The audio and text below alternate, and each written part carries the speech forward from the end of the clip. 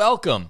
This is the Ag Engineering Podcast, where we talk tools, tips, and techniques to improve the sustainability of your farm. I am your host, Andy Chamberlain from the University of Vermont Extension, and this podcast is supported by Northeast SARE, providing grants and education to advance innovation in sustainable agriculture. We're trying to improve the industry by chatting with farmers and getting their input on tools, tips, or techniques that have changed the way they farm for good. Many of these practices affect multiple areas of the farm. Whether it be environmentally, emotionally, physically, or financially, we share the knowledge to promote sustainable agriculture, lifestyle, and business. Thanks for having a listen. Now, let's get started. Today's episode comes to you from Brookfield, Vermont, where we're interviewing Kyle Doda and Betsy Simpson of 1000 Stone Farm. Kyle has been farming for 6 years, and now he has 3 acres in vegetable production and an acre in high tunnels. They sell to their own farm store, wholesale, CSA, restaurants, and even year-round farmers markets. And they're bringing in between $200,000 and $300,000 in gross sales. Kyle and Betsy, welcome to the podcast. Thank you, Andy, for having us. Thanks. So I just framed the stage a little bit about your farm, but how would you describe yourself in one sentence? We're a small, certified organic vegetable farm, which also focuses on mushrooms, fruit, and egg production. Today we wanted to talk to you about how you monitor your greenhouse temperatures on the cheap. I've heard that you use some sensors to monitor that, and it doesn't break the bank. So that's today's topic. What sensors are you using, and how do you like them? So a couple years ago, I was looking for something to basically soothe my mental anxiety about temperatures in the spring. We start heating our houses for seedling production in March. And so we are trying to keep our greenhouses in the 60-degree range. And I came across a company called Lacrosse Sensors. And they do all sorts of sensors, but they do some very simple models, which are called Lacrosse Mobile Alerts. And they connect directly to your phone. So you have an app on your phone that you can see what the temperature and humidity is, and it even shows you like a record of the temperature and humidity. The app costs $13 a year per sensor. You do need Wi-Fi to run them, but I will say that in the spring, normally I would be getting up at around 3 a.m. whenever I felt nervous and walking down to the greenhouses, 300 yards away, and checking to make sure that everything was running. Where this, I can just look at my phone and see the temperature and see when it last recorded it, and then go back to bed.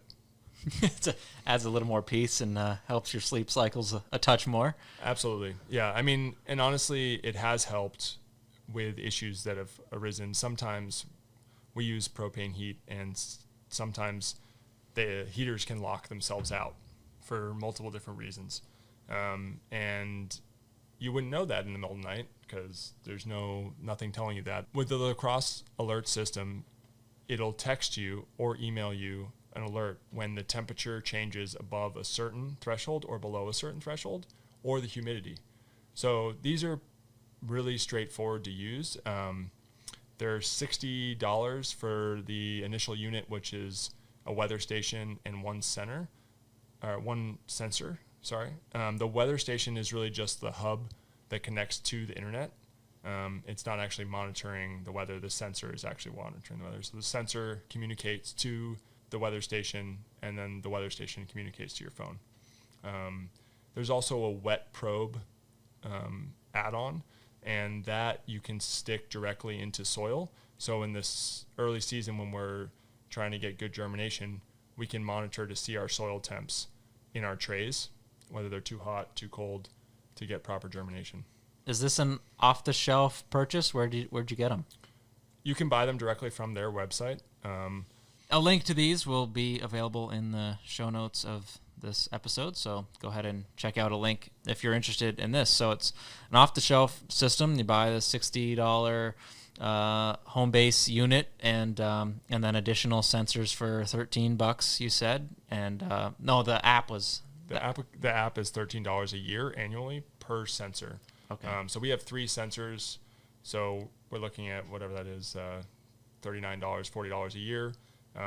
But honestly, the sanity it brings, and also you can check it on any phone. So employees can log into their phone and just look at the app if they're in the field and they're supposed to be monitoring the greenhouses. Maybe the vents need to be open, or maybe the sides need to be rolled up. They can tell that it's 100 degrees in there or 90. But you can also see that it charts it. So you can see when, like, if an issue occurred or you're starting to see a disease pressure, you can see what your humidity is. You can see that week you had really high humidity. And it does it throughout the course of the year. And I think you can actually add on longer term tracking so that you could see even a longer graph of what's going on. Is there a cost for the additional sensors, or just the cost is wrapped up in the app on an annual basis? The additional sensors, I believe, are $30 each. Okay. But it's still not a really expensive investment. And I think, they're not perfect. I don't think that they're giving you the most precise temperature ever. But that's not really what I'm looking for. I'm looking for a ballpark. Like, is it 50 or is it 60? Is it 55? They're very accurate to a point, but it's not top of the line gear. But I think for what it provides, it's absolutely worth the cost. Yeah. It's all about, it's a peace of mind purchase, basically. Yep. And Yeah. that price point allows you to sleep at night, literally. And that's important when you're busy. Literally, it does. I will say it's also, saved us a number of times when the heater has not been running and I'm like, why is it 45 degrees? So how many times has that alarm woken you up, or is it your nerves? You just open it up and check and be like, it is cold in there. No, it has woken us up before where it's dinged a couple times. Yeah. And you can set it to different parameters, meaning you can set it to check the temp every 5-minute interval, 10-minute, 30-minute, an hour, whatever works for you. So on a 5-minute interval, if your temp keeps dropping below, it's going to keep texting you. Yeah, I can see a benefit to that on these really cold spring mornings or whatever. But then, like, if you're looking at high temperatures in the summertime and it's an overcast or sunny day and the clouds keep rolling by, like, you don't necessarily care about those fluctuations quite so much. Correct.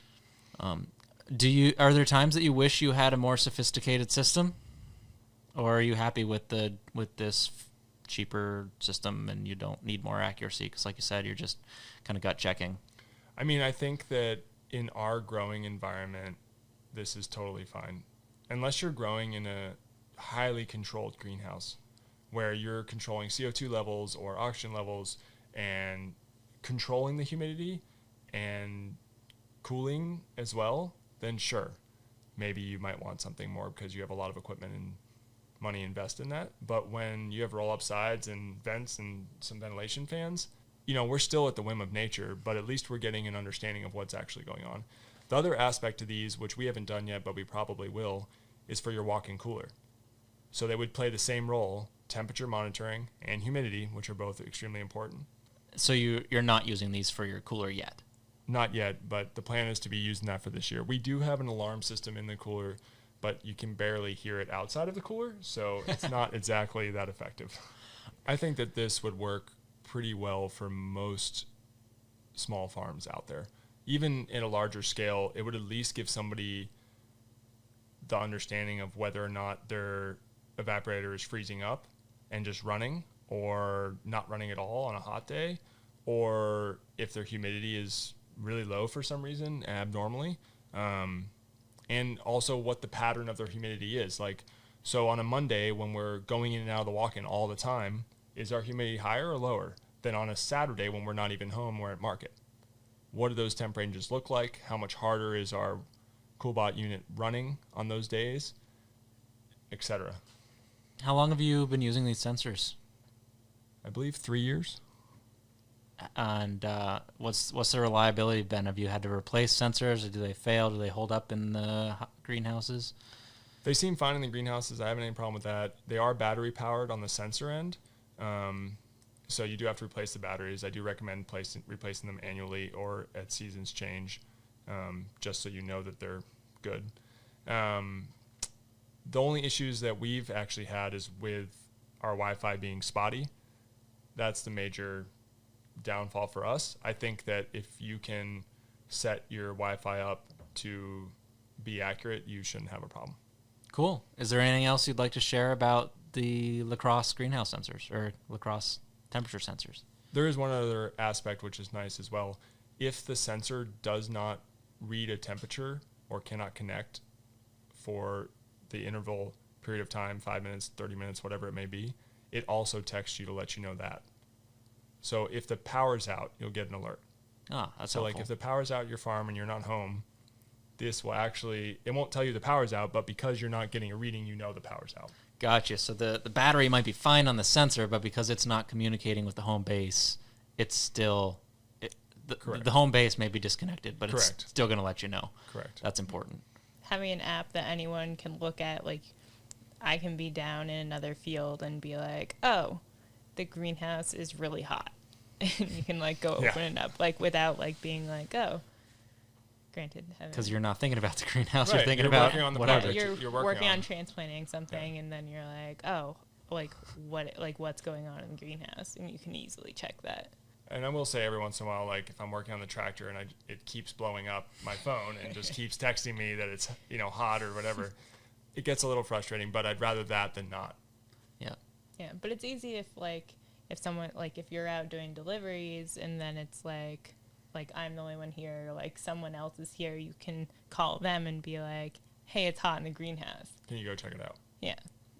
Yeah. So do you both have the apps on your phone? We do. Yes. Yeah. And usually we have someone that's quote unquote our greenhouse manager or two people. And so they can also add it on their phone if they want to. So in theory, you've got you two plus maybe two other employees out in the field. You all get the ding at the same time. Do you all go running or what? It only will text one person or email one person. Oh, okay. But you can look at it. Gotcha. So let's say it's 9 o'clock and the day's been like kind of overcast, but it's warm, and it's your job to be monitoring the greenhouse temperatures. You could easily just pull out your phone and look at it and be like, oh, I'm good. I'm going to keep working on this. Or, oh, I'm going to take a break now and go up there and take care of it.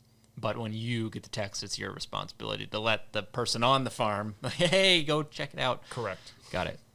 Cool. Well, thanks for sharing cheap sensors that work for you. It's always good to know what's out there. Yeah. Thank you, Kyle and Betsy, for being on the show. If people want to learn more about you and your farm, how can they follow along and get a hold of you?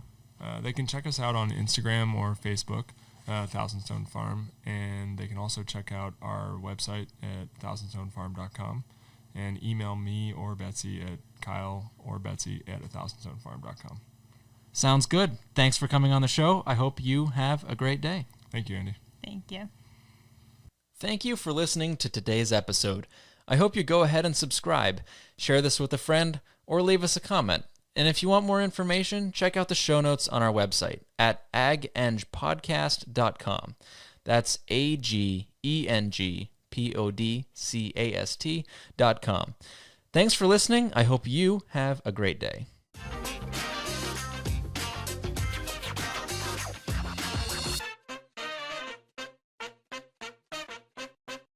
The proceeding has been a production of University of Vermont Extension. For more information on Extension, log on to www.uvm.edu/extension.